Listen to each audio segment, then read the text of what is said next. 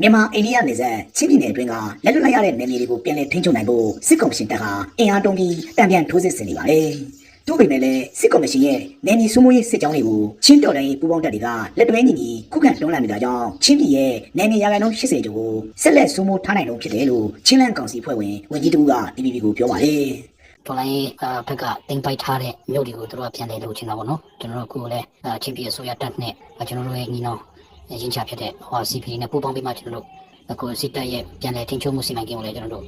ရှိတမ်းမှာတိုက်ပွဲဝင်နေဆက်ဖြစ်တယ်စကားမရှိတဲ့နေမြို့တွေကတော့3မြို့လောက်ပဲရှိတယ်အဲ့ဒါတောင်မှသူတို့ရဲ့စခန်းလောက်ပါပဲစိုးမိုးနေပြီရှိတာတန်းရပြင်ဖက်မှာတော့ကျွန်တော်တို့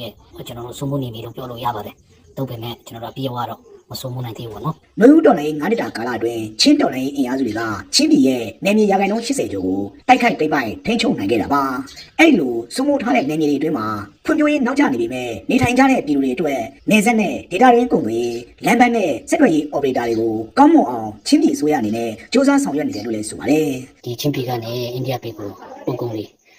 ရှိတာပေါ့နော်။တင်ကုန်တွေကတော့အဲ့လိုအားရစရာတော့မရှိဘူးနော်။ဒီအဓိကဖွံ့ဖြိုးရေးကတော့ကျွန်တော်တို့လမ်းပန်းစစ်သွေးရေးဖြစ်တယ်။လမ်းပန်းကိုလည်းကျွန်တော်တို့ထိန်းချုပ်နေပြီကတော့တန်နိုင်ဆုံးဒေသန္တရဆိုရတဲ့ပူပေါင်းမှကုန်သွယ်စီစဉ်မှုကျွန်တော်တို့စ조사နေတယ်။စစ်သွေးရေးပိုင်းဆိုရင်လည်းကျွန်တော်တို့ချင်းတောင်မှာက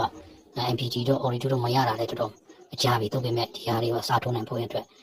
ကုမ္ပဏီ NGO နဲ့ပူပေါင်းပြီးမှကျွန်တော်တို့ NGO တွေကစစ်သွေးရေးကောင်းမွန်အောင်တစ်ဖက်တစ်လိုင်းကနေဝန်ဆောင်မှုပေးတာလည်းရှိတာပေါ့နော်။တစ်ဖက်ကပဲကျွန်တော်စ조사နေတာပေါ့နော်။ဟုတ်ကဲ့။ချင်းပြည်မှာဟာခါထက်တလန်တီးတိန်ဖလန်တွန်းဆန်မင်းတပ်ကံပလက်မတူပြီးပလက်ဝဆိုတဲ့မြို့နယ်ပေါင်း9မြို့နယ်ရှိရမှာ6မြို့နယ်ကိုတော်လိုင်းတပ်တွေကတိုက်ခိုက်သိမ်းပိုက်ထိန်းချုပ်ထားနိုင်ခဲ့ပါတယ်။အဲ့ဒီတဲမှာ3မြို့နယ်ကတော့မြို့ပေါ်နေရာတချို့နဲ့တိုင်းရင်းဌာနချုပ်တွေကစစ်ကောင်စီတပ်ကစိုးမိုးထားနိုင်တော့တာဖြစ်ပါတယ်။